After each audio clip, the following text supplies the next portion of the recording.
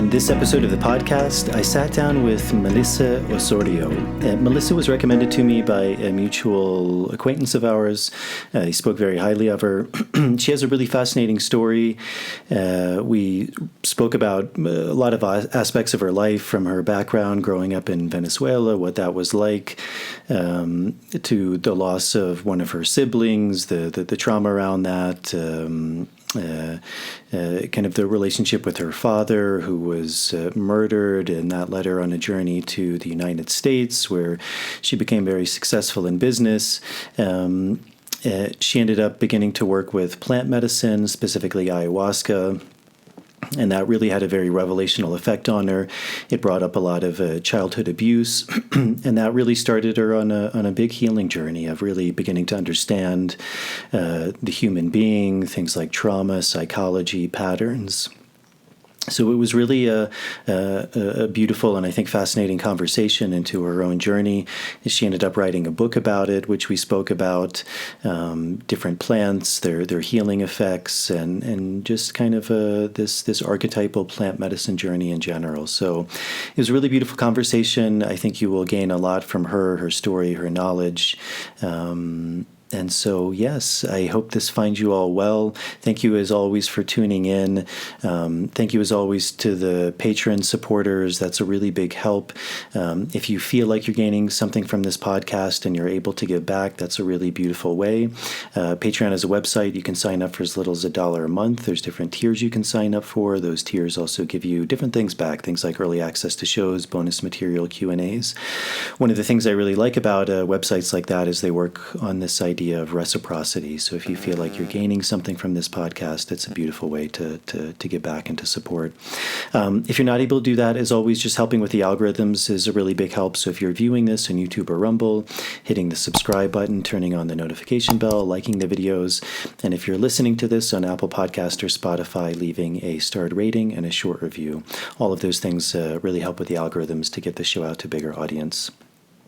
Also, when this comes out, if you're interested in working with myself and my colleague Merav Artsy, I believe when this comes out, we will still have 2 additional retreats that we have open. Both are in Europe, in the summertime, end of April in Portugal, and the beginning of July in Ireland. As of now, we still have space for both of those retreats. That's a beautiful opportunity to go deeper into this world of plant medicine, specifically working through the medium of tobacco, connecting with the wisdom of trees. It's a very beautiful process. So if you'd like more information on that, you can check out my website at nicotianarustica.org. I'll put a link to that in the show notes. And I think that's it for the introduction. So without further ado, here is my conversation with Melissa. Running out from the maze, running out from the maze, running out of the maze today. Running out from the maze, running out from the maze, running out from the maze today. I'm running out from the maze. Running out from the maze, run out of the maze today. Well, great. Well, thank you so much for coming on, Melissa. We were chatting a little bit before, and a mutual contact of both of ours put us in touch.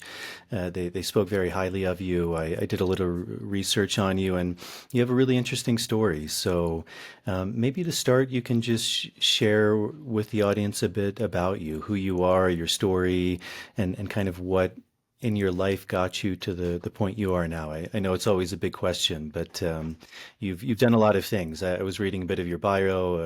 I think you're originally from Venezuela. You came to America. You had a number of different businesses. You had some kind of tragedy. You wrote a book. So you've had a really interesting life, a really varied life. And, also one of the themes about this podcast is also very focused on plant medicine. And I think that was a big part of your journey too. So just whatever you can share. I think the audience would be very interested in your story. Yeah, I think you did actually a really good job giving like the highlight views. But I was born in Venezuela from Spanish parents. Venezuela, many people know, it's been a country that has been struggling for a long time. And even when I was a kid in Venezuela, in the 80s, in the 90s, it was dangerous. It wasn't a normal childhood. When we say normal, meaning, kids can play in the streets without fear and walk to school without feeling that they're going to get kidnapped and all of these things. So Venezuela was dangerous back then. It still is now. And I grew up in a household of 4 siblings and myself. My eldest sibling died of cancer when I was about 11 days short of my 6th birthday. Which created the first 6 years of my life were very, very turbulent. My mom was away trying to save my brother in the US. And I was left at home under the care of my father and, some various family members. So that period is the beginning of a very turbulent childhood, to say the least. Then when I'm 16 years old, my father gets murdered in Venezuela, and that shatters me quite a bit. And, it's one of those cases that you go through life and you become an adult and you look back and you think, wow, 16 years old, my only friend, my best friend, the person I spend most of my time with, I lost him tragically. That is definitely like the worst thing that can happen. I mean, apart from losing a child, that's probably the worst thing that can happen to me. And, I was wrong. I did experience the most difficult thing that has ever happened to me when I started to remember my childhood, when I was 36 years old with the help of plant medicine. And, that allowed me for a complete life change. So from 16 years old to 36, I did the whole American dream. I set up the businesses. I traveled the world. I, married the handsome guy, divorced the handsome guy, and, did the whole cycle. Drank the self-help Kool-Aid, read the books, went to the seminars, but nothing really helped me until I sat with medicine of ayahuasca. And I was able to really start rebuilding my life after a complete destruction, as is often, the case with, these very intense experiences. Start rebuilding my life to be where I am today, which is, just I have a beautiful life, not free of challenges, but I'm very grateful for, for all the magic that my life is filled with.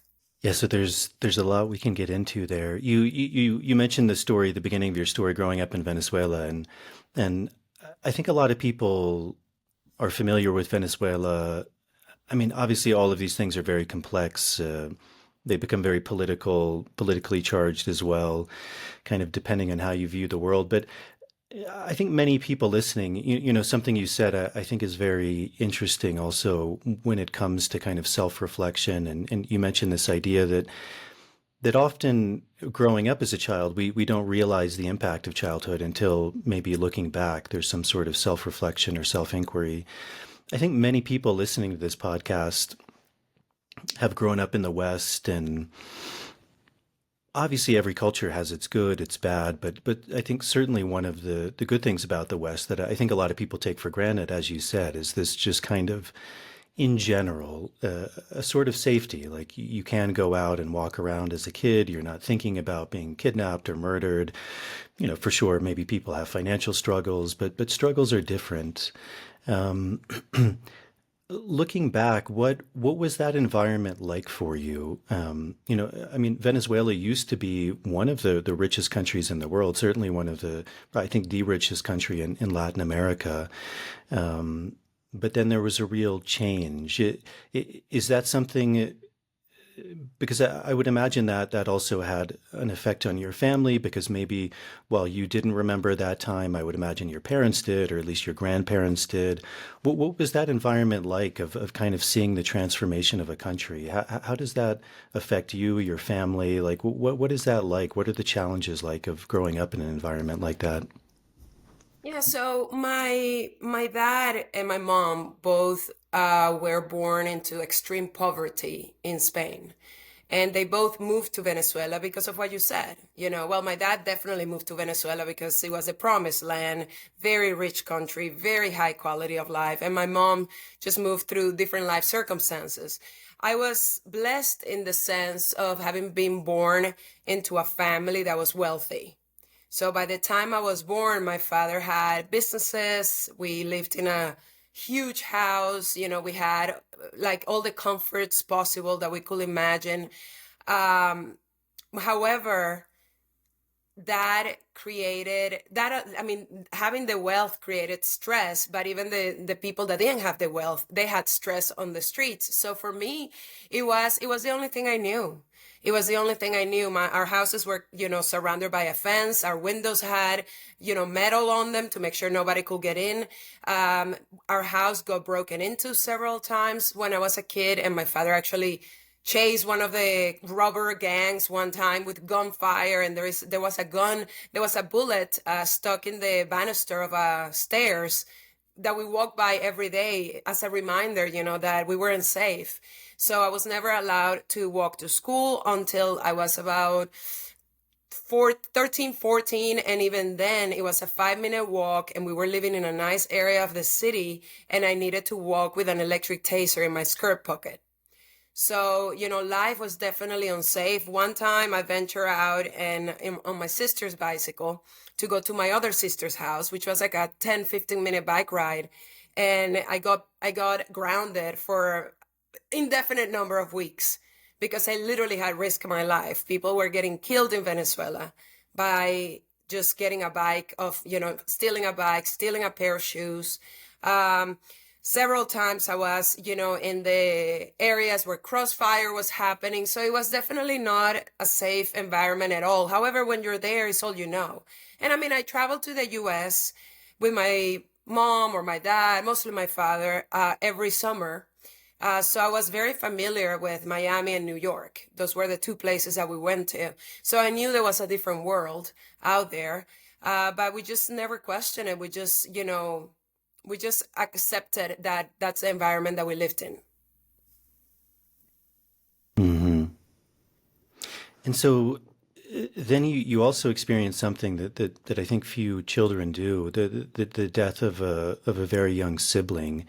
Is that something you can speak about? And of course, only speak about what you feel comfortable, but that's also very rare for a child so young to die, especially with something like cancer. Um, Obviously, again, like looking back and self-reflection, usually as children, we kind of cope in the way we do, and we move forward as best we can. But that's a huge loss. What was that experience like for you, for your family? I mean, you were still quite young when that's happening, but do you kind of remember the environment of kind of the impact of that had in your life? Yeah, so let me clarify. So I was 3 years old when my brother got sick. The brother that got sick was my eldest brother, who was 18 at the time, 18 something at the time. And we were, 5 kids. So I was the youngest one by far. My next brother was 9 years older, than 11, 15, and 17 years older than me. Something like that. So my eldest brother gets sick very surprisingly. And the whole household, basically, as it often happens, just turns into like life changes, and it revolves around, the family member that's struggling. So in that sense, my mother moved to the US, to New York, with my brother. And they had him for a couple of years in like the best hospital in New York for cancer treatment. And during that time, I didn't realize until very recently, until I actually dove into those feelings that I experienced, that as you said, I shut down, right? How abandoned I had been feeling because of my mother's departure and because of what was happening in my house when she was away. So the memories are not there for me per se, but I do have recollection of certain events and things. Interestingly enough, one of the things that I always remember, little snippet, was the day of my brother's death. And I was, a little bit like, I was about to turn 6 years old.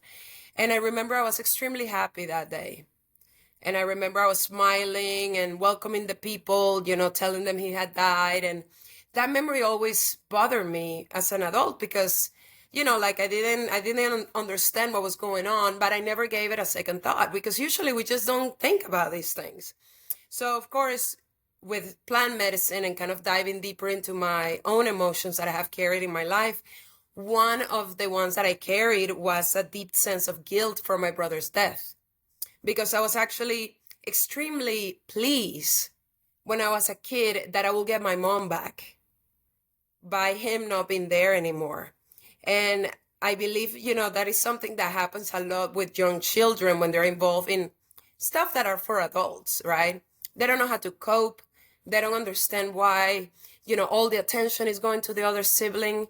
They might feel guilt or, shame when the sibling passes away, if it passes away, because, they feel like they're getting their parents back. So that was the case with my brother. And something really beautiful that I came to realize when I started on my healing journey is that I actually had completely erased my brother from even my speech, my memory. Like, my entire family disappeared. The photos of him disappeared, any videos, clothing. Basically, as many families, when we lose someone, as a way to cope, we try to erase them from our memories, right?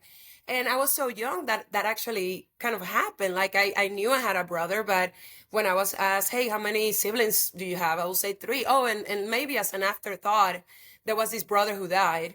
But I had a beautiful episode on an ayahuasca ceremony once where I sort of felt like these palm tree leaves on my face. I was sitting next to a palm tree, and they were like the fronds of like my hair when I was a kid. So they were like in front of my face, and I removed them. And I remember my brother used to always put my hair in front of my face to just bug me, to make me smile when I was a little kid. And that memory just triggered this sense of gratitude, because I realized that my brother's death had really impacted me in a good way as well, because it made me aware of how easily life can disappear. So it allowed me to value every experience that I've ever had. So I've actually lived a very full life because I experienced the loss of a life so early during mine. Mm-hmm. So if people aren't familiar, I mean, broadly speaking, Latin America is a very interesting place. I mean, it's much like the U.S. It's a land of immigrants from all over the world.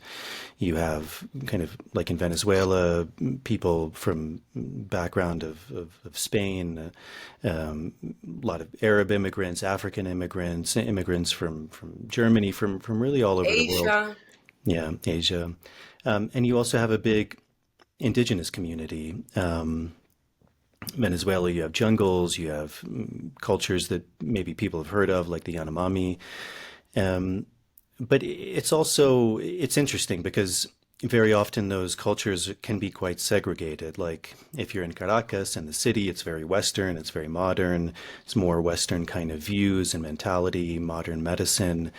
Um, did you or your family did you have any connection or even worldview of kind of these indigenous cultures and plants like ayahuasca, or was that something that was just kind of very foreign and something that was kind of somewhere else very remote, or even growing up, did you have ideas of kind of these people in the jungle who worked with these kind of amazing plants and did these kind of crazy practices? What was that kind of cosmovision like for you growing up?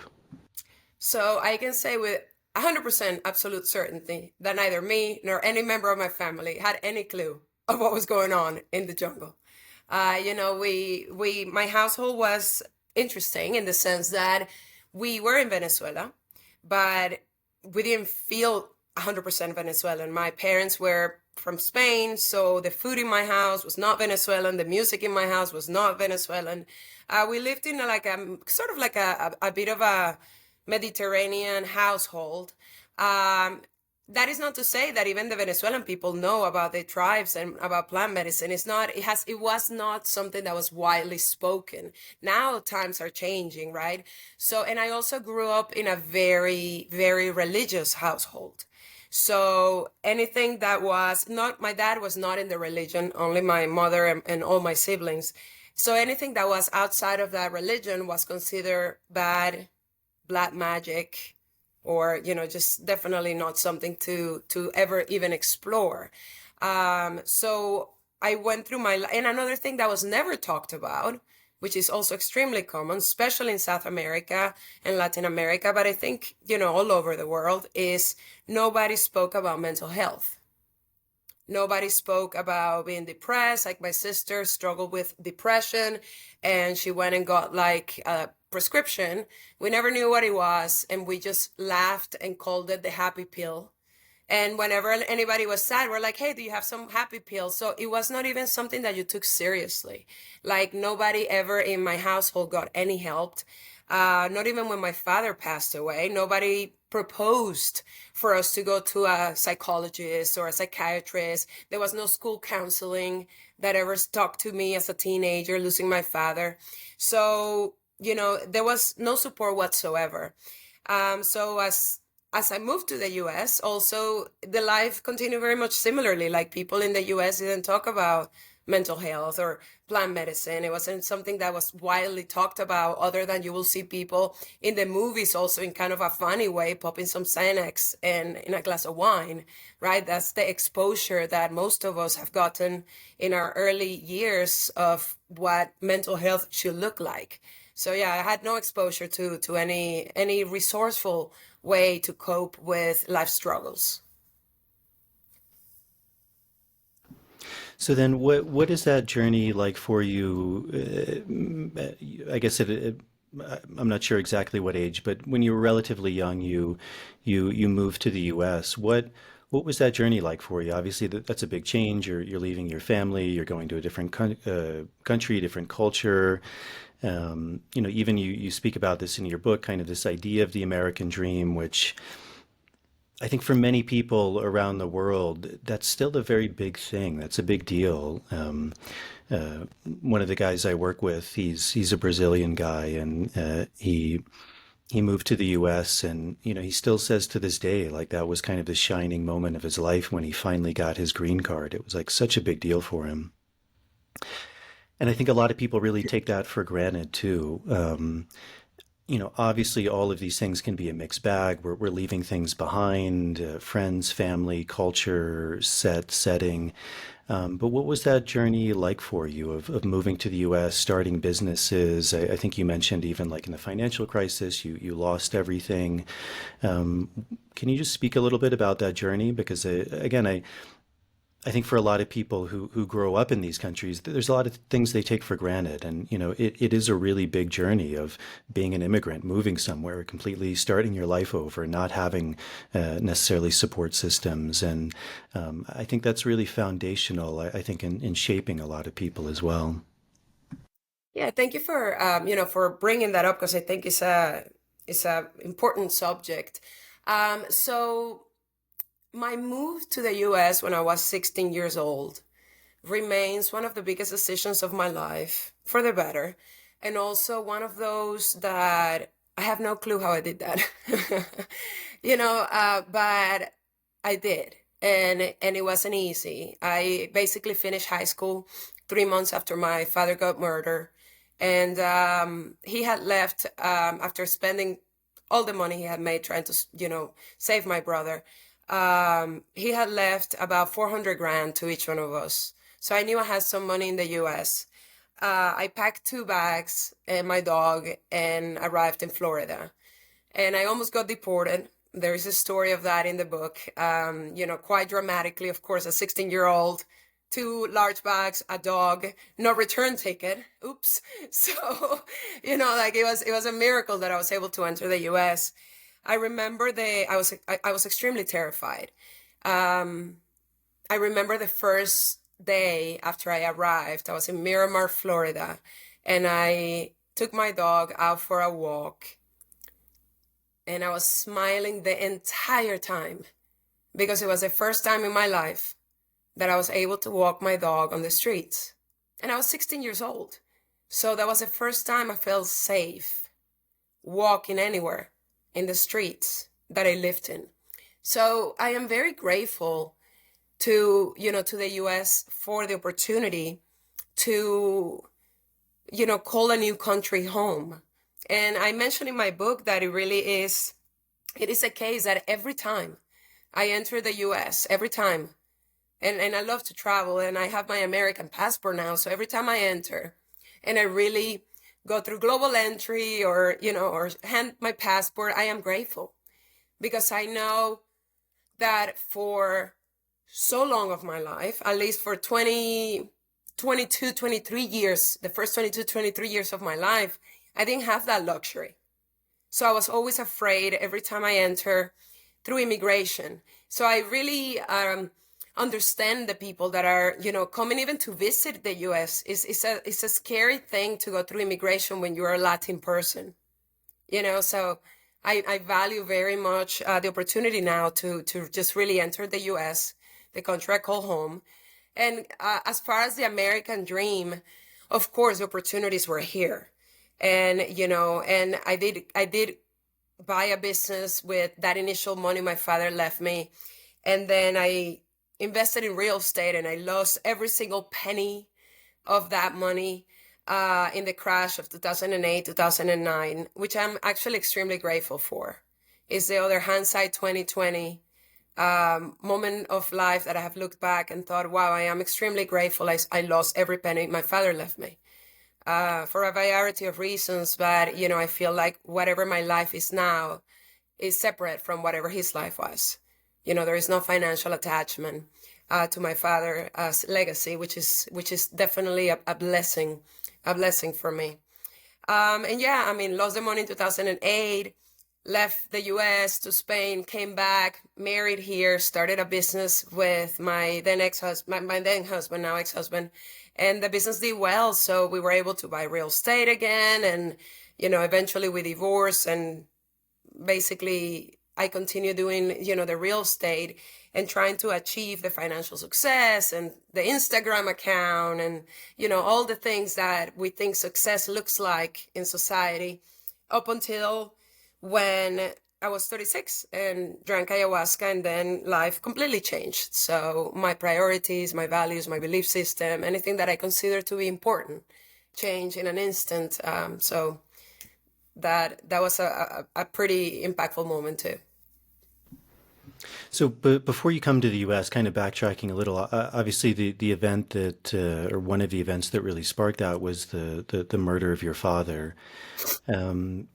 Can you speak a bit about that? I mean, the circumstances around that. I mean, again, that's a huge, as you said, life event. I mean, even in the beginning, the loss of your sibling, the loss of your father, these are huge things. Obviously, the loss of any parent is a huge kind of initiation for people. If people haven't experienced that, it's a big thing, and for those who have, they understand the weight of that. But also in that manner, that's not usually how we lose a parent. It's usually to old age or sickness, but that's something very dramatic. Can you speak a bit about kind of the impact of that, and again, the impact that had on you, your family, and then also as an impetus to kind of move your life then in a new direction? Well, losing my father so shockingly and violently destroyed me. My father in that point was my only friend, the person I spent my free time with, weekends with, summer months with. And just to kind of like preview the story to a little bit, it was also a tremendous case of Stockholm syndrome. If people are familiar with that, right? So it was extremely painful for me because in that instant, I didn't only lose a father, I lost these horrific interaction that we had been having for all of my childhood, but that also I was addicted to, much like a victim of, Stockholm syndrome, right? So the whole floor underneath my feet was completely taken away, and I had no coping mechanisms to deal with this. I couldn't speak about my father's death or even attempt to mention his name for 5 years after he died.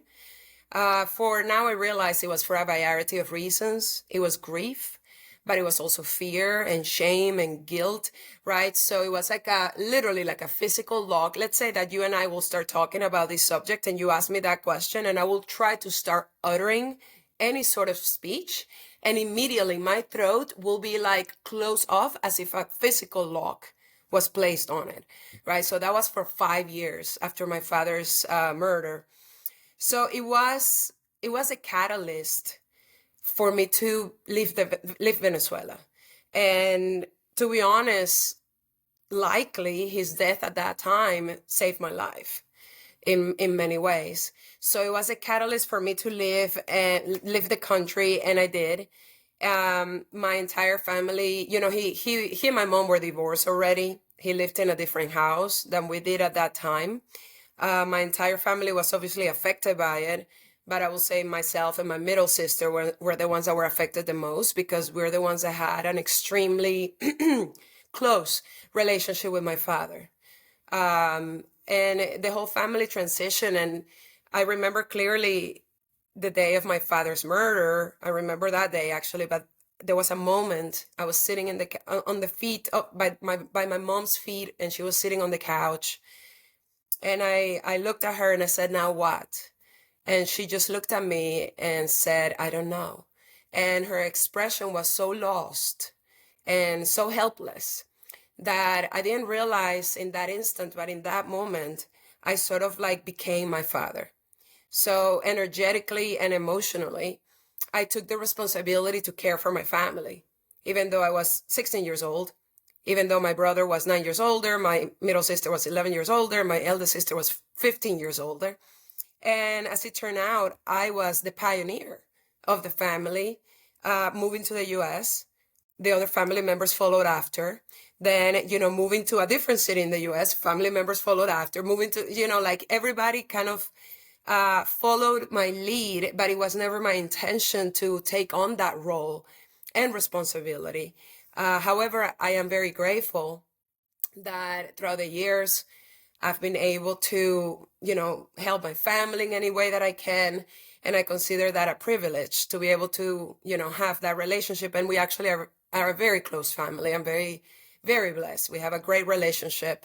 If any Latin people, you know the WhatsApp group, the family WhatsApp group never stops, because having a WhatsApp group with Latin family members never stops, which is a good thing.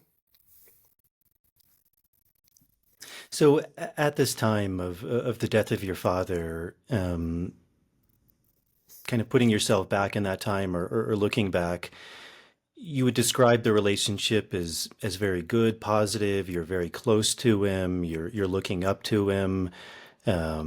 Things seem and feel very good.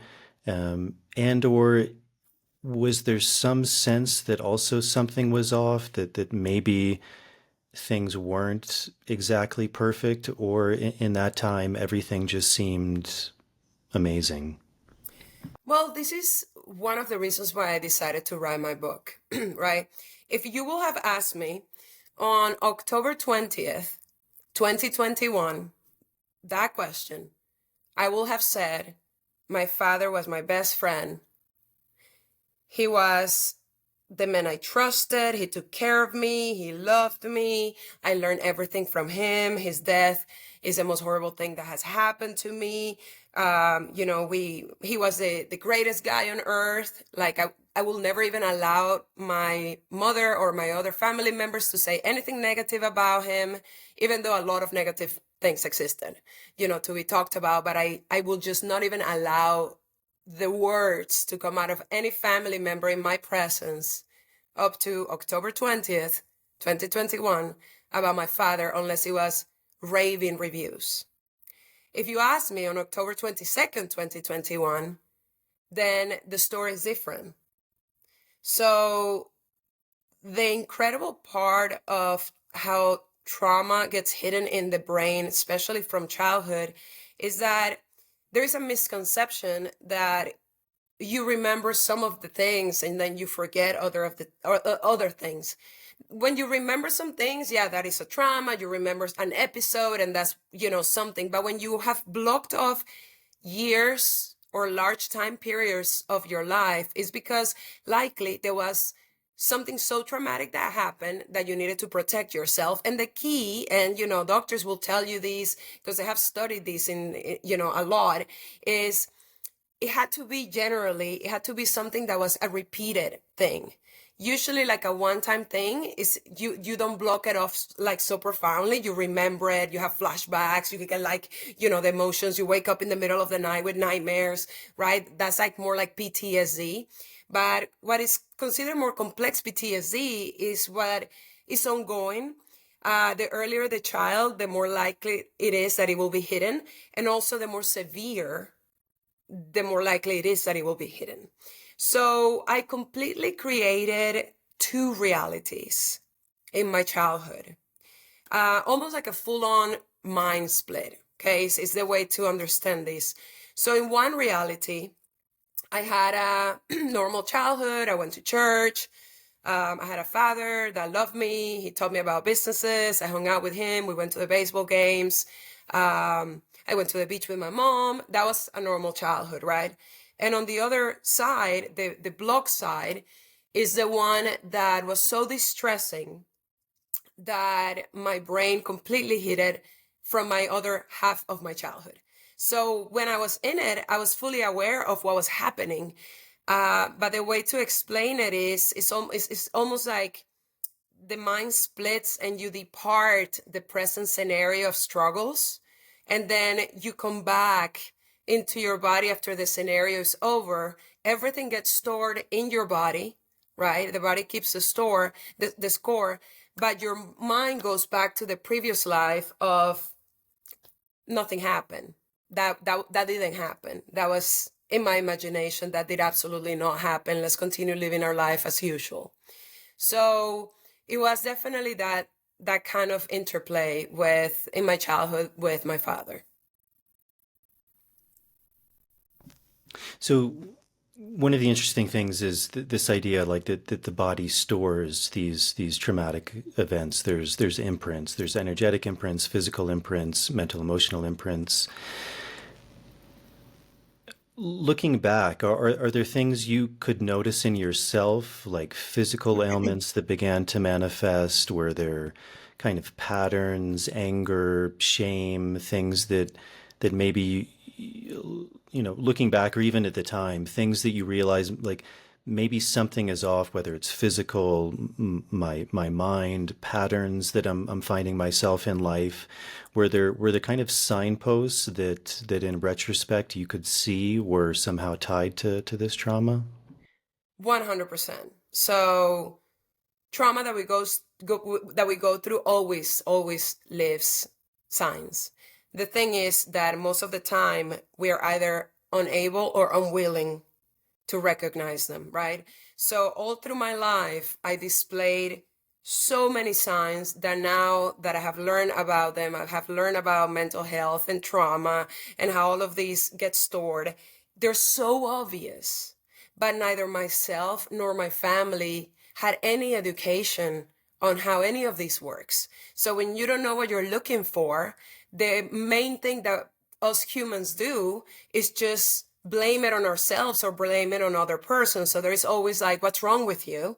Is one of the questions that we get asked the most, right? When we're behaving in a certain way. But the real thing, the real question is, our actions are just a reflection of who we believe we are, who we have become, right? Not who we truly are. So it's in exploring, why do I act a certain way? Why do I display, fear around men, or anger around people, or I cannot, be told what to do ever, or I hate my mother, like why those things exist is really the important part, is looking back. So in my case, I had all sorts of signs. Terrible relationship with my entire family. Like I was always completely isolating myself from them, from everybody, no friends, anger issues. Like all through my teenage years, I was completely unable to control my anger. Like, I don't know how I didn't break my hands. I used to punch the walls and the kitchen cabinets and the doors and kick, and anger was just so present. But no one ever said, why is anger there? Do you know that anger is just a cover-up emotion? Do you know that there might be something deeper for you to look at, right? No one ever said this. I didn't say it myself because I wasn't well versed to know these things. And then there was, other signs like inability to really love my stepson. So I hated children, to put it in a soft way. I hated children. I hated having them around. I believed, and this was a firm belief, that children didn't belong with adults. And no one ever questioned that belief. And I didn't question that belief, which made absolutely no sense. But now, knowing my background, of course, I will believe that children should never be with adults. So I was completely unable to love my stepson, to be around children. So all the signs were there that pointed to something being off. Problems, really like with intimacy, like I was not very into it, even though I wanted to be into it. And I was never having partners that were appreciating me. I was always being driven to the guys that didn't care about me, or, to a partner that just used me for pleasure, but never care about my feelings, never care to, to see how I was doing. So all of these signs were pointing to something deep within myself, believing that I wasn't worthy of love, that I wasn't worthy of care, that I was not good enough, and that I needed to earn love, which obviously displays usually patterns that we gain during childhood. Mm-hmm. So, so then you're in the U.S. and a big part that you mentioned of your journey is ayahuasca. How does that come to you? How do you discover that? What's kind of the circumstances around that? I think often people who find themselves drawn to certain plants, there's often this idea that the plant maybe even begins to call them, but usually even just in very kind of mundane terms, usually there's something that draws us to that. There's usually some event or information starts coming. What was that like for you? Because, even at that time, it's not super common to sit in a ceremony and drink some strange brew from the jungle. It's quite a foreign thing. Obviously now it's not so foreign Yeah. to many people. But what are the circumstances like surrounding you actually sitting down and drinking this brew? Well, after I got divorced, for the first time, I started to notice patterns. And I have met a guy that showed not real interest in me, but I was really chasing after him, right? Chasing after him. And that got me distressed enough. Doesn't matter, like, not the other stuff, not the divorce, not the like very difficult time in the US, but this thing actually got me distressed enough to want to join Tony Robbins seminars. So I had heard about Tony Robbins, and finally I decided to go to a seminar. And in that point, and now looking back, it's so cute because I went to Unleash the Power Within, and at that point I thought, oh my goodness, this is the most difficult thing I've ever done in my life. Tony's seminars, I love them. They're great. Some people love him, some people hate him. I happen to love him and his teachings. I think there is definitely a place in the world for what he does that is very beneficial. And they're hard. The seminars are hard. You're up late, you're like struggling, getting into your emotions. So that seminar, I found something within me that I had never found before. So I sort of like, interest and grit and wanting to learn more about myself. So I joined their Platinum Partnership program, which was you go to a retreat, a seminar once a month, basically somewhere in the world. And it was great. I really met amazing people there. And during those seminars, I started to hear people talk about something called ayahuasca. But again, it was like I heard it, but I let it go because in my religious background, anything like that must be demonic, must be pagan, right? So I heard it, but I let it go. Finally, about 2 years later, I had spiraled down quite a bit. I mean, alcohol problems, completely isolated, living a life that was just really sad life, trying to fill up my happiness with the wrong things. And at that point, I remember that someone said something about this place in Costa Rica that they went to that really helped them. So I texted this friend of mine, and she told me the place was called Rhythmia, and it was in Costa Rica. And I was quite desperate. So I called Rhythmia and I booked the trip like the next one. 5 days later, I arrived in Rhythmia. And it was really, really life-changing for me, because it was exactly what I needed at that time, even though I didn't know how impactful it will be. And obviously, when people work with plants or any of these kind of sacred plants, obviously the personal experience is just that. It's very personal. It's very relevant to them. But would you be able to share a bit about what that experience is like, to whatever details you feel, whether it's personal or just more archetypal? What is that like for you, sitting in a ceremony? From what I know of Rhythmia, they have very big groups, so I would imagine there's a lot of energy going around. It's a very novel experience. It's very new. You're ingesting this brew from the jungle. I'd imagine all sorts of stuff is coming up. What is that kind of initial experience like for you? Well, it was going to Rhythmia was exactly what I needed at that time in my life. I would have never gone to the Amazons to drink this brew because that would have been too outside of my comfort zone. So when I arrived at Rhythmia, I literally was ready to run. Like I was 1 foot in, 1 foot out. I was so scared of the unknown. But something that I realized very quickly is that there is an element of stillness when you arrive at, Rhythmia. So it's a beautiful ground. It's a beautiful place, very close to my heart. And there is an element of stillness. So when I arrived there, I felt somehow, I didn't know how, but I felt that everything that had happened in my life had really been preparing me for that time. And again, that's just our subconscious mind talking, right? Our higher self, because I had no clue what was coming, but I felt safe. Immediately, I felt safe.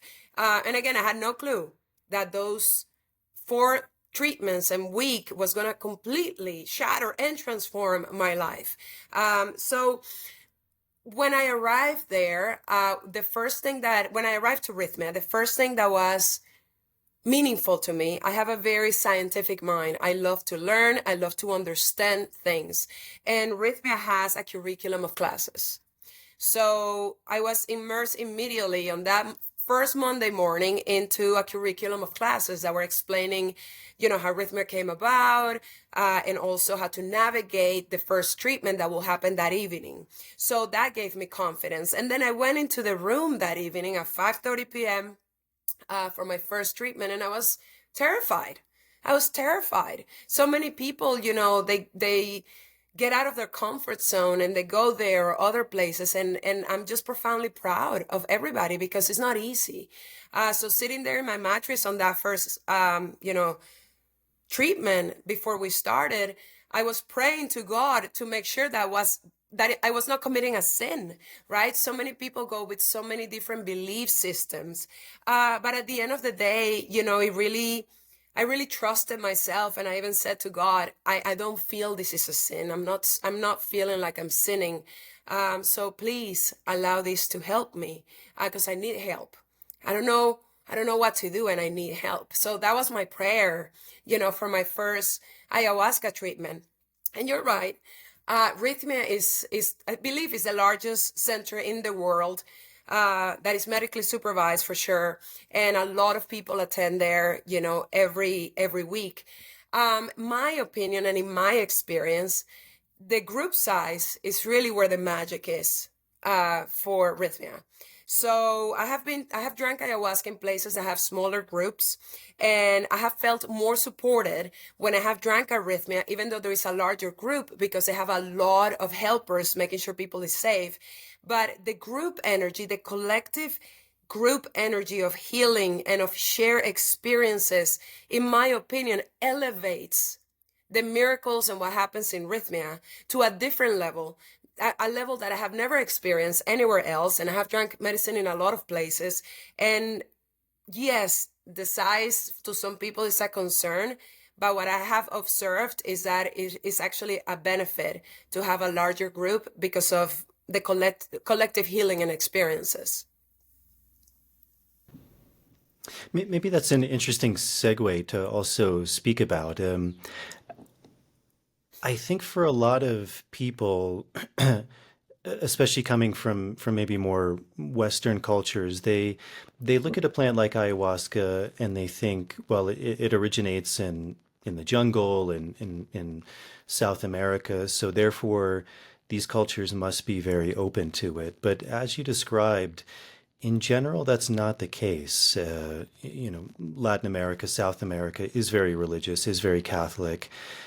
Certainly, it's changing. It's something I've noticed that is changing a lot. That there is more openness to it, but for a long time, there was a lot of kind of discrimination, as you said. It's seen as witchcraft, as brujeria, as something that's counter to Christianity, to Catholicism. Even my main teacher, who works with tobacco, he's very religious, very Christian, and yet he was ostracized by his family because he works with plants. So many people see him as kind of a brujo. Interestingly, there is this kind of synergy where I think a lot of people who do work with plants, they either are also Christian, like those two things don't have to be separate. Like a lot of these cosmovisions, these worldviews are very synergistic. Like you can work with a plant like Wachuma, but it's also called San Pedro. Like it's the Christian iconography can be like melded into that worldview. But for a lot of people, there's still a very stark division that these things are seen as somehow outside of Christianity. I remember I spent some time with a group of people called the Matses on the border of Peru and Brazil, and very remote, and yet they had still had contact with missionaries from the outside. And one of their main medicines was tobacco, and many of the older people still worked with it. But it was very interesting because I was having a conversation with one of the village leaders, and I was talking to him about tobacco. And asked him if he worked with it, because traditionally they would chew it or they would snort it. And he said, no, I don't work with tobacco. And I asked him why. And he said, because Jesus doesn't like tobacco. And so for him, there was a very stark difference between those two worldviews. And so when you say that,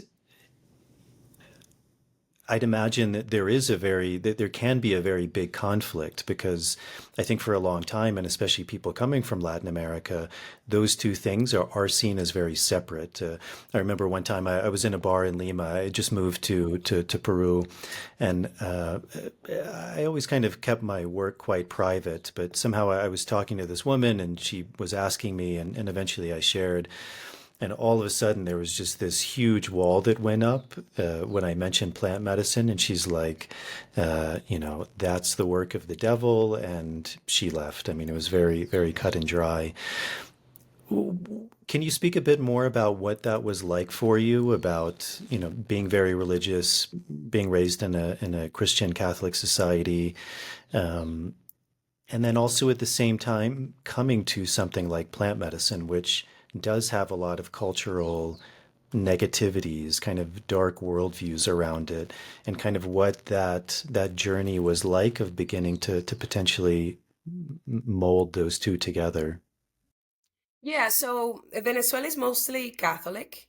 I was not raised Catholic. I was Christian in a different religion.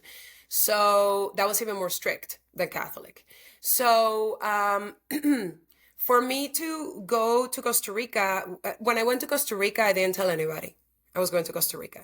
And then I'd figure I will go do my thing, find my purpose and heal a heartbreak and then come back home. But of course, what transpired, I needed to share it with my family. So all of a sudden, I needed to explain what I went to do in Costa Rica and how I did it. And at first, I didn't understand. They were afraid that I had gotten myself into some cult thing, right? However, here is something beautiful that happened. First of all, I didn't try to convince my family to accept any of this. I simply explained my experience and what I had learned about myself and how I needed to work on myself.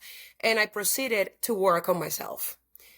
So I proceeded to start working really hard on understanding my emotions, being more self-aware, understanding trauma, reading a bunch of books, just really diving deep into what happened to me and how my brain was able to hide it and how I can now, as an adult, function and recover and have a wonderful life.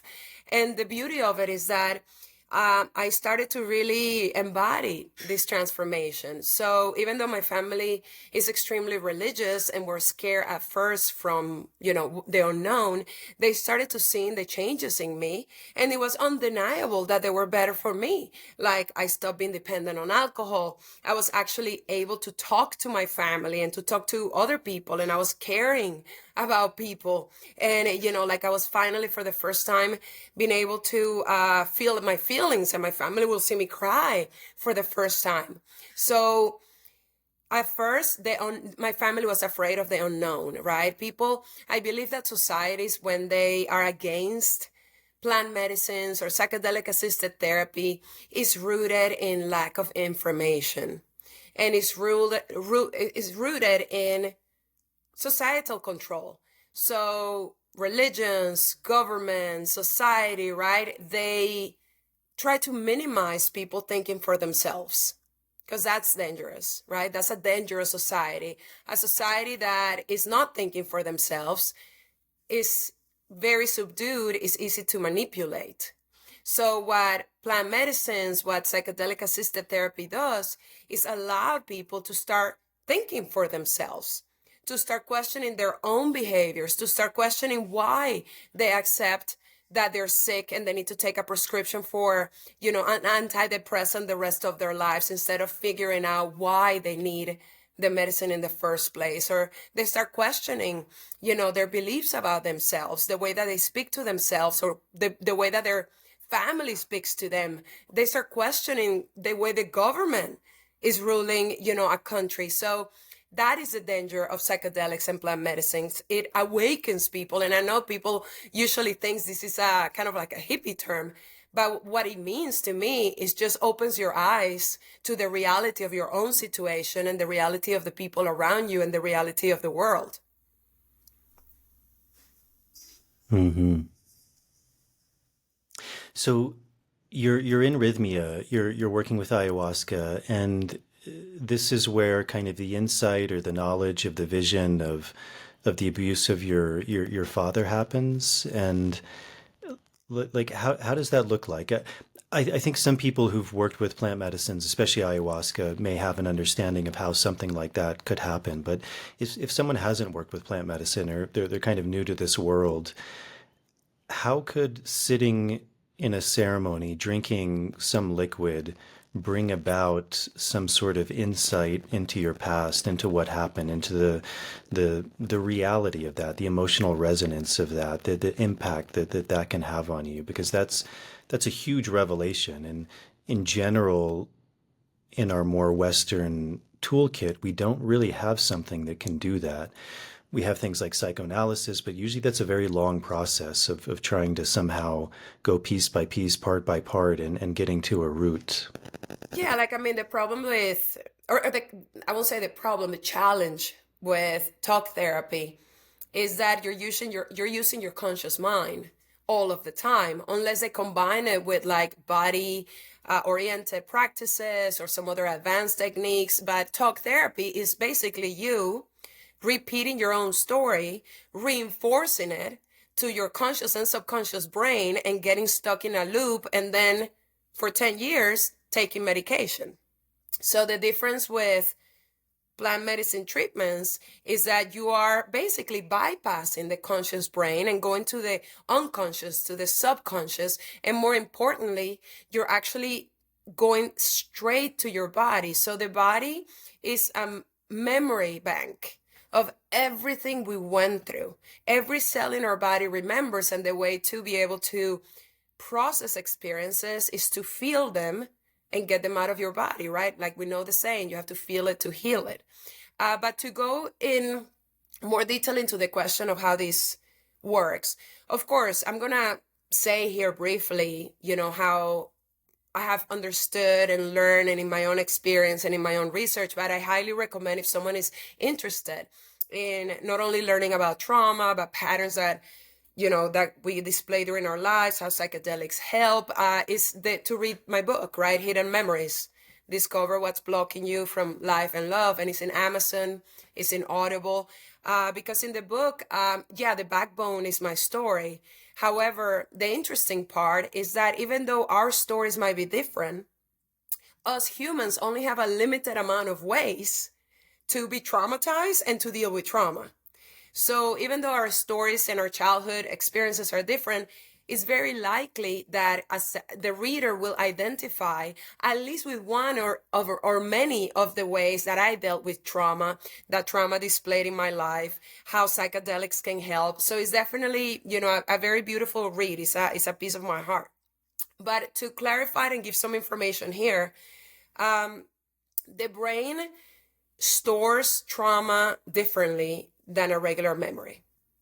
So when you go to the store and you go buy milk and someone comes to rob the store and they shoot the cashier and shot dead, they kill the cashiers, and you come out and you go home, the memory, that time period of you being inside the grocery store is going to be blurry. The cops are going to ask you questions and you're going to be like, oh, I think he had a beer. I think his shirt was black, or maybe it was white. I don't remember. I don't remember how many shots. I don't remember exactly where I was. I just remember I was scared and I was in the corner of the floor. So that is a traumatic memory being stored the way that they get stored. They really don't get stored word by word. The language of trauma is emotions. So the emotions that you felt in that moment get completely imprinted in your nervous system and in your cells and in your organs and in your body.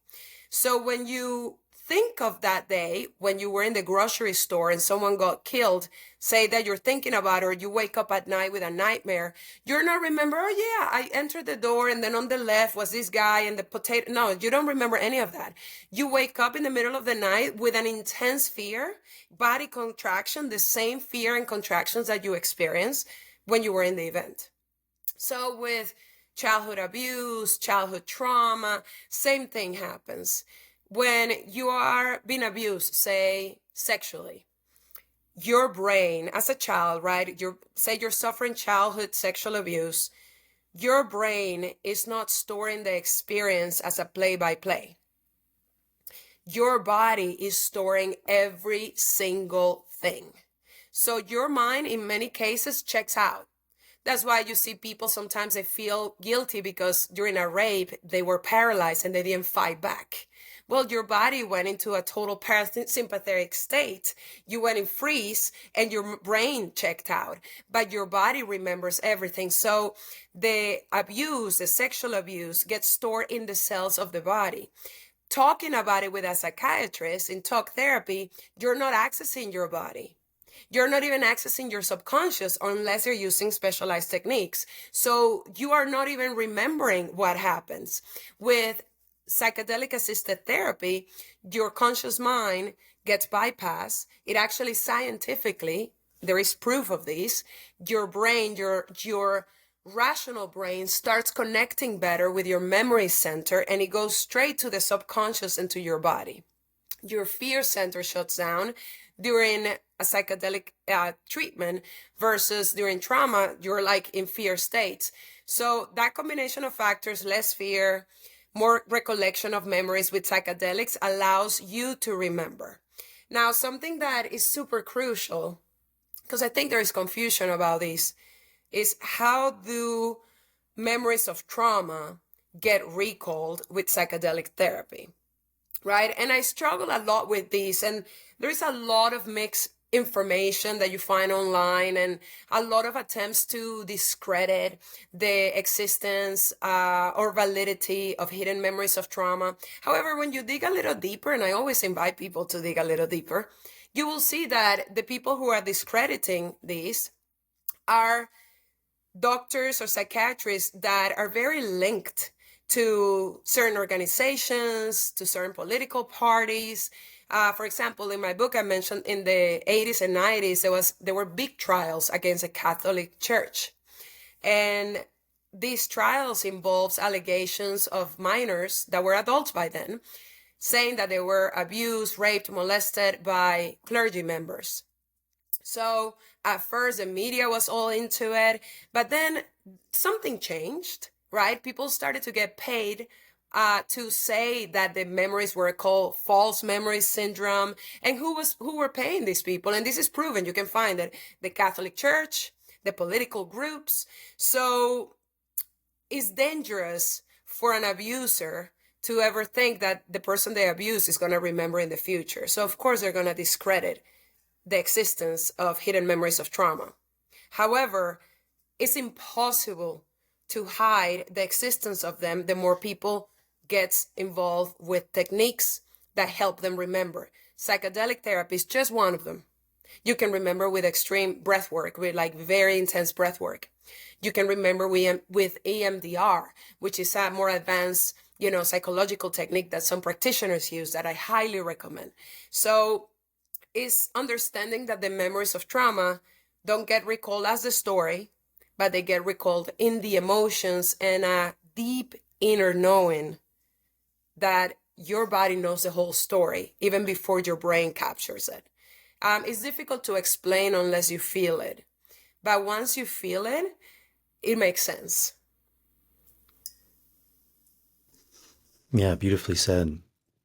So once you, and again, you only speak about what you feel, but it's a big part of your book, which is that you go into this experience, this ayahuasca experience, and then you begin to have these memories, these recollections, this emotional resonance begins to come out, specifically in regards to your father, who you would put on a pedestal, you had these very fond memories of, and then this kind of experience begins to shift that narrative, to change you. I would imagine that's a hugely difficult experience, a hugely challenging experience, which that's often even the archetype of a lot of these plants, like ayahuasca. It's often translated as vine of the soul or vine of the dead, and there's often this kind of archetype of there's a death-like experience, something, an old way of being of who we are, who we were, begins to shift, and often in that rebirth into stepping into a new role, there's something very scary about that, as you said, like the unknown. Often when we have these big experiences, that can also, to a degree, be kind of traumatizing to people because it's such a big shift of our lives, of who we are. What is that journey like for you when you begin to emerge from that ceremony? How do you start to kind of put the pieces together, begin to kind of put one foot in front? Do you feel like you were guided, you had a plan, or this was just the beginning of a new chapter of discovering how to work with what these medicines showed you? So as you can imagine, remembering memories of trauma that were previously hidden is extremely traumatic. it's a absolute shock to the system, to the body, to the mind, to the heart, to the brain, to every part of you. However, I believe the difference between being traumatized by it or not, right? Remembering is traumatic, but that doesn't mean that you have to be traumatized by it. The difference is what story you tell yourself about the remembering. So accepting what is to come and accepting, not fighting your inner knowing, not fighting yourself, right, allows you to move quicker into the memories and into the processing of the emotions. I think a lot of people get stuck when they face some difficulties especially during psychedelic treatments, because they're fighting what is. So when you're fighting reality, you're unable to heal it. So when hidden memories of trauma come up, or, you have to face an aspect of yourself during a psychedelic treatment that you don't want to face, but it's right there and it's true, you're lying to yourself and you're delaying the pain.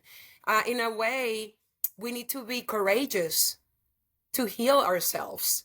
And I think that is very evident with plant medicines, right? You gotta almost show the universe and the plant that you want better for yourself. There's this beautiful saying that says, once you decide you want better for yourself, the entire universe conspires, right? So that can happen. So in my case, when I started to remember, it's the most like horrible instance of my life. Because as I, explained, it's not that I started to remember the entire play-by-play movie of everything that happened in my childhood, but I started to put the pieces together of what happened in my childhood. So many times we carry memories, like little snippets of memory, that we never know why we remember them, right? Like sometimes it's like this random memory, and it's like, oh, I was with my uncle in this, driving to this cabin one day, and I don't know why I remember that, but, whatever. There is no emotion attached to it. So the thing is, many times the brain is super smart to protect us. So what it did, the memory was kind of saved, right, in the hard drive, but it detached the emotion that was associated with that incident. So a lot of these kind of like little snippets of memory that we carry that we never know why they're there because they were traumatic. But we took the emotion away to be able to continue to live our lives, right? So, and it doesn't have to be something like, oh my gosh, sexual abuse or, violence. It can be small stuff, but for whatever reason, they were traumatic. Like it can be bullying in school, or your cousin, was not nice to you, or it can be serious stuff, like your grandfather molested you, or, stuff like that. But the interesting part is to be able to, with the help of psychedelic therapy, you're able to kind of reconnect the emotions to the memories and make sense of it. And the beautiful part is like, yeah, there is some thinking that has to happen to make sense of things, but there is an inner knowing that is stored in your body. And I know this might sound woo-woo to some people, but there is research that proves this. There is an inner knowing, and that is stored in your body, in your cells, that remembers trauma that you went through. So especially with psychedelic therapy, what the plants do is they help you tap into that inner knowing that's in your body, that is not connected to your conscious brain. Like you don't need to make sense of things. And when you connect to that inner knowing, then you're able to process emotions and memories that are stored there.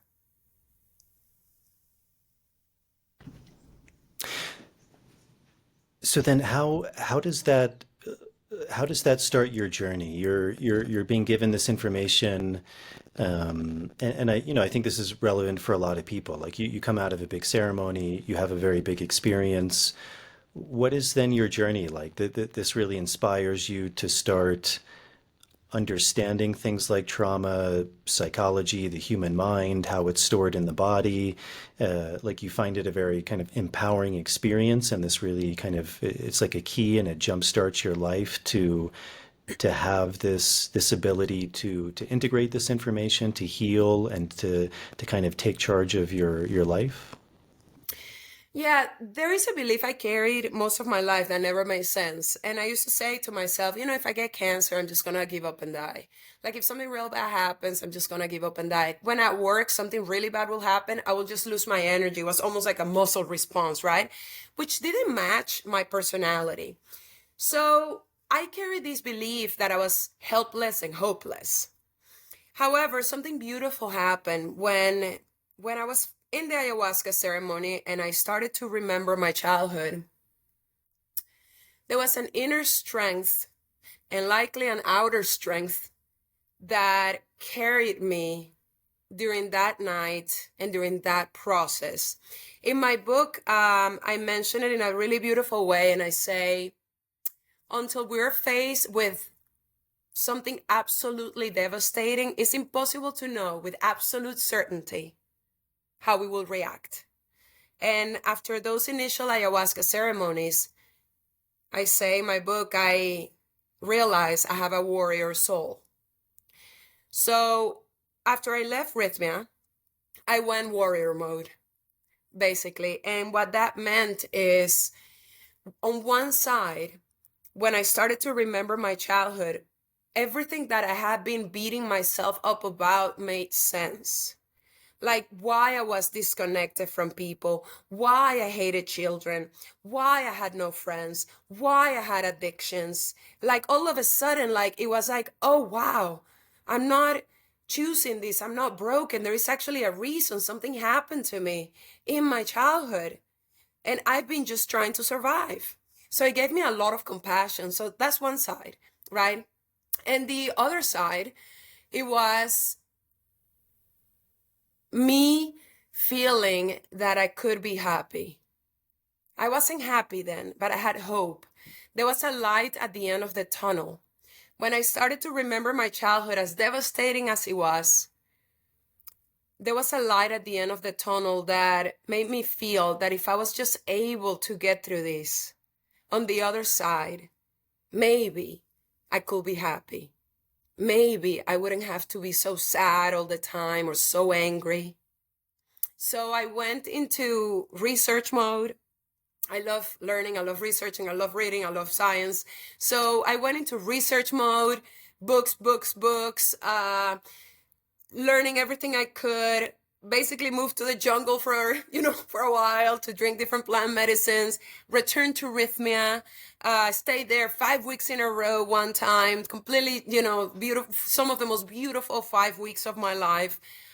Because, when you're doing medicine like that in a chunk of your life, you're really being able to build up on the experiences, right? So you're not just doing a one-off, and 5 weeks was a lot, but it was, amazing for what I needed at that time to clear my body of trauma and so many different things.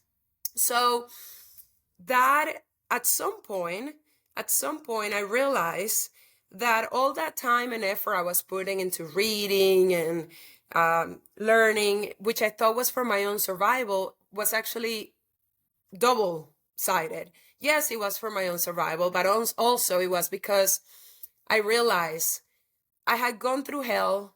I had come out of it, and now I was finally seeing the light, and there had to be a bigger purpose for what I survived than just for me in my own 2 feet walking the earth. Like there had to be something more meaningful than just my own survival. So I realized that my experiences, if I share them with vulnerability, if I was authentic and I was brave about it, my experiences could help other people that maybe had gone through something similar, or just were wondering if, how psychedelic therapy works, or were just interested to learn more about why they couldn't be happy, even though they didn't think they had any trauma in their childhood. And then a beautiful gift happened, which was I was able to put those experiences into writing in my book. And that was just, the first outward contribution of me to the world. With the things that I had gone through, learned about, and any wisdom I had amassed during the years of my journey, sharing it with the people. Yeah. You mentioned you found yourself in the jungle also working with plant medicines. What was that experience like? How did that differ from kind of being in a center, even in Costa Rica, where I would imagine it's quite well organized and professional, and probably people coming from similar worldviews? What was that like going to the jungle and working with these plants? Well, I went to a beautiful center in Ecuador, actually. So maybe rephrase jungle by mountains and rivers and San Pedro all over. But I went to a beautiful center in Ecuador, in Vilcabamba, called Casa del Sol. And it was a very simple and heartfelt place. It's run by a beautiful couple, and small groups, 10, 12 people. And I was held with so much love there. I had just arrived from Costa Rica not too long ago. So everything was still very fresh. And, I in that center, I drank San Pedro medicine. Also, they offer ayahuasca. But it was mostly San Pedro. So we will drink the medicine and hike up the mountains and, process our emotions as a group and help each other through the hills and the valleys, emotionally and physically, of these mountains. And it was a very healing time. It was a time that allowed me to connect with nature quite a bit. And it allowed me to understand more about plant medicine, right? The background of plant medicine, how it's really done in a very traditional way, how the earth is so honored and acknowledged, and nature. And it was a very healing experience. Can you speak a bit more about that? Because I think this is a really interesting topic. As a lot of these plants move out from their native environments into maybe more clinical settings, which are kind of quite mundane, sterile, by design. It's meant to really reduce things, refine things, be able to work in very precise manners, which certainly has its benefit. But one of the things that begins to be removed from that is this connection to tradition, to communities. Even as you mentioned, like in a place like Rhythmia, the other people were so kind of influential in your process. And I think that's a really common story that people have when they do this work in a group setting. But then also that idea, because these are plants, like, so they grow in nature, they grow in a very certain environment. And usually that environment, again, it's a very common story where people will describe that as a very big part of their journey, like being in nature, being in touch with the elements, being in touch. Often people will even say things like, I felt God, or I felt the presence of spirit, that there was a connection. And there's often something very healing in that. I think so much of our trauma, of our suffering comes from this sense of being alone, of being disconnected, of being separate. And often in those environments, whether it's in the jungle or the mountains, there's this expansiveness, there's this sense of connecting to something deeper beyond just ourselves. How important do you think that is in kind of a larger healing process of people working with these substances? Yeah, I mean, let me start by saying that humans are experts at grabbing something magical, generally from nature, making it mundane so they can quantify it and monetize it. So this has been the practice of humans throughout time, right? They have done it with crops. They do it definitely with plant medicine, tobacco, which is a huge example of this. Tobacco is one of the most sacred plants out there. However, humans literally grabbed it, put 600 chemicals in it, wrapped it in a little long tube, call it a cigarette, and completely removed the sacredness of tobacco out of tobacco in people's minds in order to monetize an experience. So I believe like the same thing that you're describing is happening a lot with plant medicine, especially with companies like pharmaceuticals that are realizing humanity is moving in that direction. They will not and cannot stop the way that humanity is moving towards alternative medicines, including psychedelic treatments. So pharmaceuticals are wanting to grab, psilocybin, like, right, the active ingredient of mushrooms, and they're wanting to dissect ayahuasca vine, and they want to create little compounds that are easy to fit into a pill and easily to fit into like a syringe for IV, and try to get the benefit while disconnecting the medicine from nature and from the magic that is the natural world. So to be able to go to places in the mountains that are very much connected to the medicines is a beautiful experience. I will never see myself in a psychiatrist's office with an IV getting some active ingredient of, ayahuasca, or, like in a setting like that, because it completely disconnects you from the magic of the nature spirit, right? Like each plant has a life of its own, an intelligence, a spirit. And when you dissect it and take it to a office setting, you lose what the plant is about. You might still get some benefits, but you lose really the magical healing that comes from a direct connection with the plant world, with God, with source, with the universe. So I think there are places sort of like in the middle, which is what rhythmia is, for example. I call rhythmia a place in the middle, in the sense of it's a place that is safe enough for people of all kinds to go to, still remains and sustains some of the tradition of bringing the medicine, the music, the reverence, the respect, but it's not, fully traditional. It's not fully honoring all of the traditions of the plants and the tribes and all of that. Now there are other places that are fully traditional and they're beautiful to go to, like this place in Ecuador. I think at the end of the day, we all resonate to something different. So I went to the mountains of Ecuador and later, to the rainforest and to the jungle after I went to a place that it made me feel safe. I think that's important because, for people to be able to dive deep into themselves, they need to feel safe. And then they can trust, and then they can surrender. People arrive, let's say, to rhythmia with hopes and dreams, right? So the dreams turn into hopes. But when you feel safe, then the hopes turn into trust. You trust something magical will happen, and then miracles happen.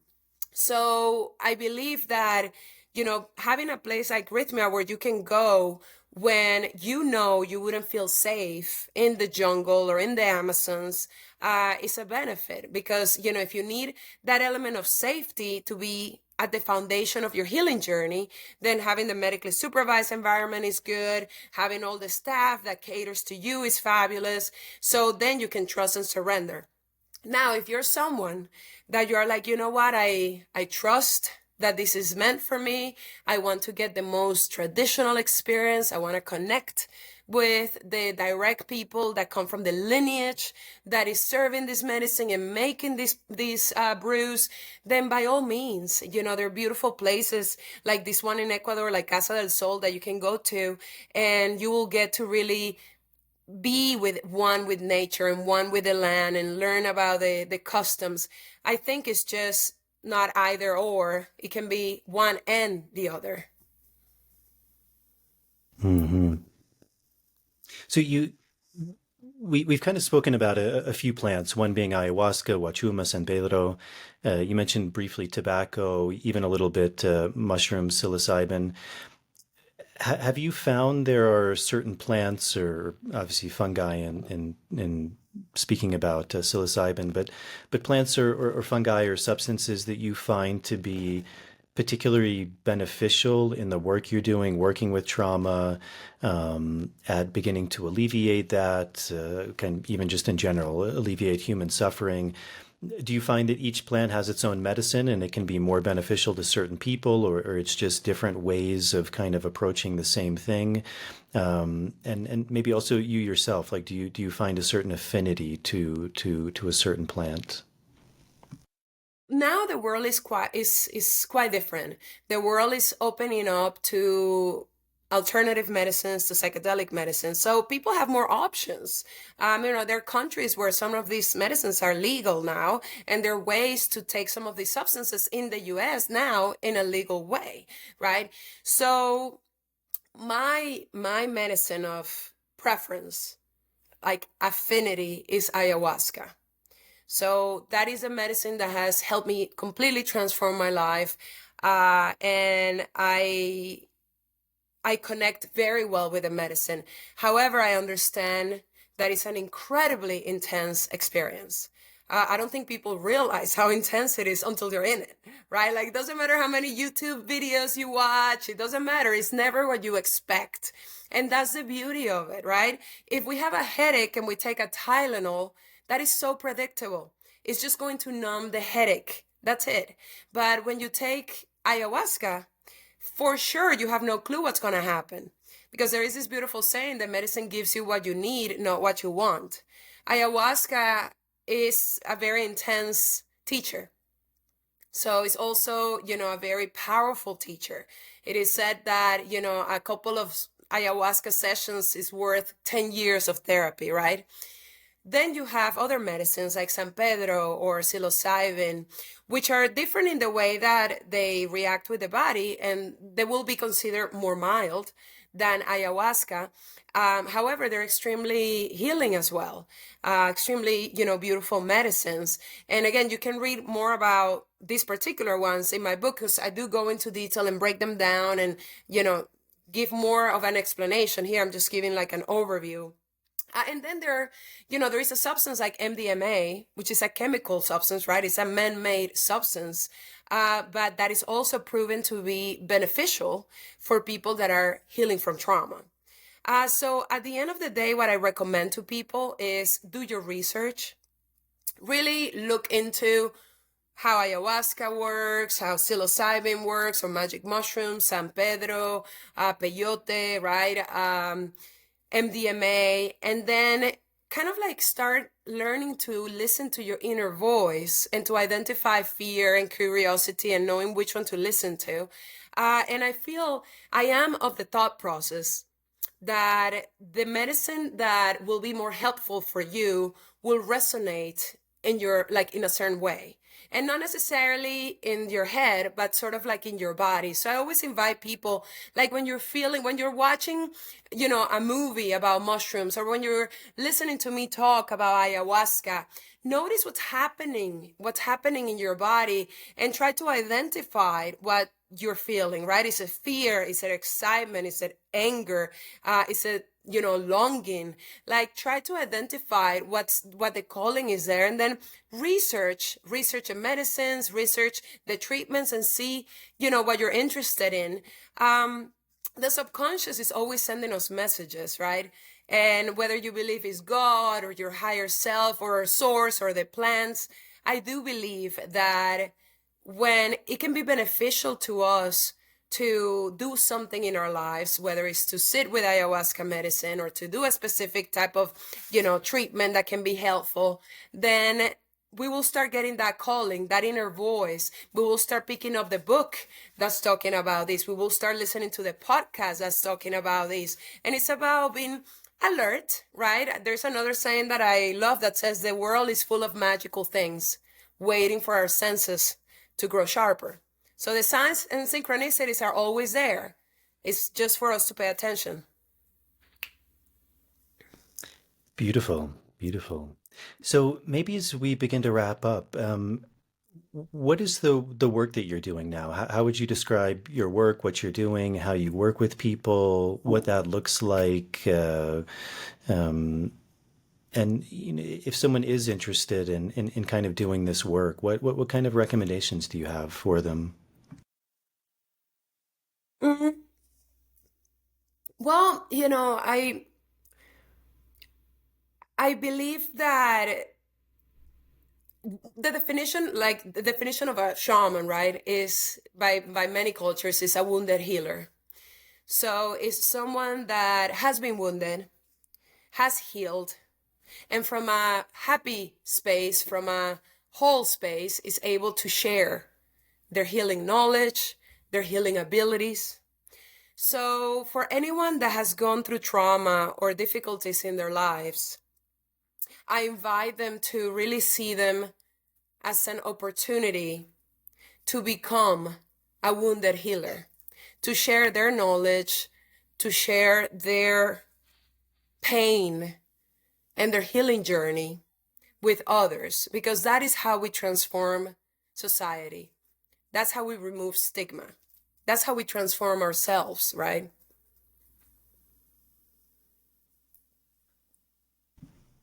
And so, what would you describe as your work? Obviously, you've written this book. You're speaking a lot more.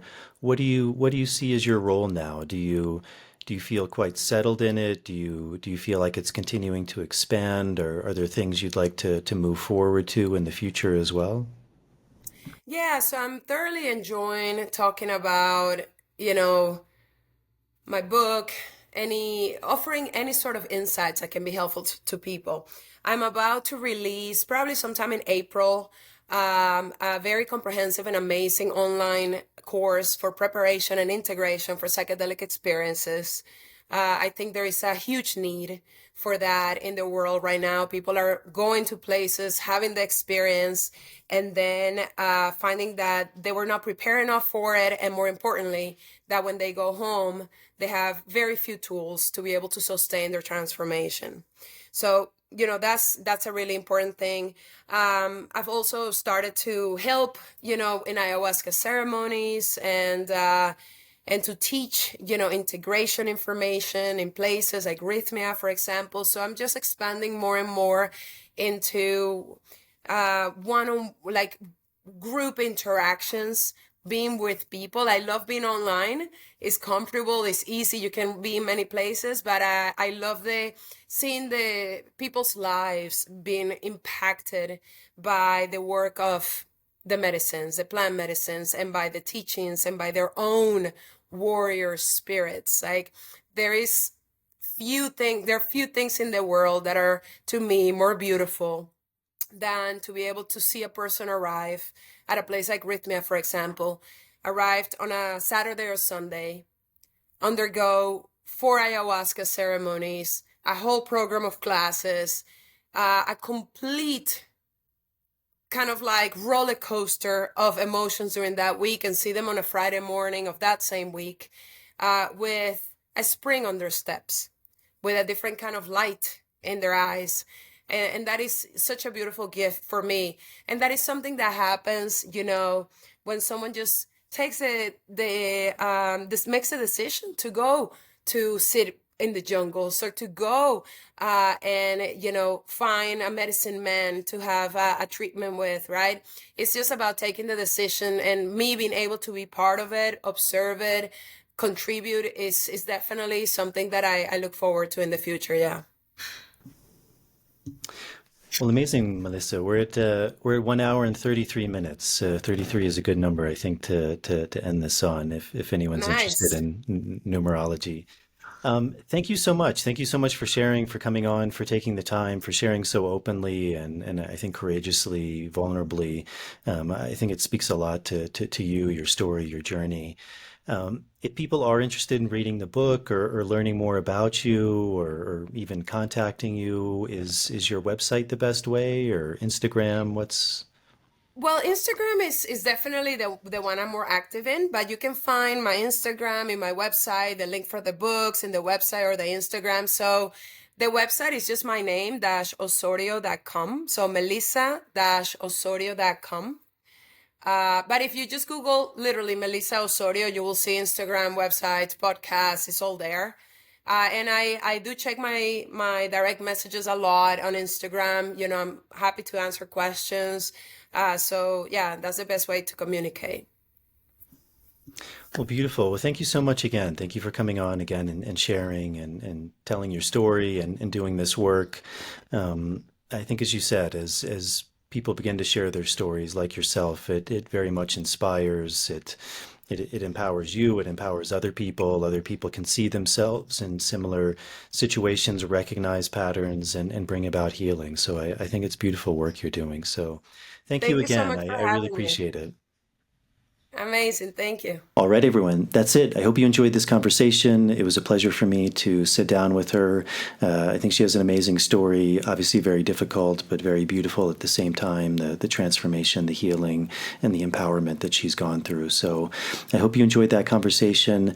As always, if you're able to support this podcast, that's a really big help to me. Patreon is a really good option. You can sign up for as little as $1 a month. Those tiers also give you different things back, things like early access to shows, bonus material, Q&A, companies. As always, thank you very much to the people supporting that way. And if you're able to, thank you very much in advance. If you're not able to, as always, helping with the algorithms is also super beneficial. So if you're viewing this on YouTube or Rumble, hitting the subscribe button, turning on the notification bell, liking the video, and if you're listening to this on Apple Podcast or Spotify, leaving a starred rating and a short review is very beneficial. Also, as I mentioned in the intro, if you're interested in working with me and my colleague Marav, we have 2 upcoming plant dietas, plant medicine retreats in Europe at the end of April in Portugal and the beginning of July in Ireland. Those are really beautiful opportunities to go very deep into the magic, the healing, the beauty of this plant medicine work. So as of recording this, we still have some spaces left. So if you'd like more information about that, you can look at my website, nicotianarustica.org. I'll put a link to that in the show notes. And I think that's it. I have a few conversations coming up that are planned. One is with a really interesting musician. It's also a big part of this plant medicine work. I'm hoping to bring my friend Roman from Paititi back on, also potentially my friend Andrew, who both of those we had a previous conversation, to have them for round 2 while I'm still here in the Sacred Valley. I think there's a couple other people lined up too, but it's they're not coming to my head right now. But as always, I hope to continue to bring on some really beautiful and fascinating guests. So I hope this finds you all well. Thank you all for tuning in. Thank you all for the support, and I will see you all on the next episode.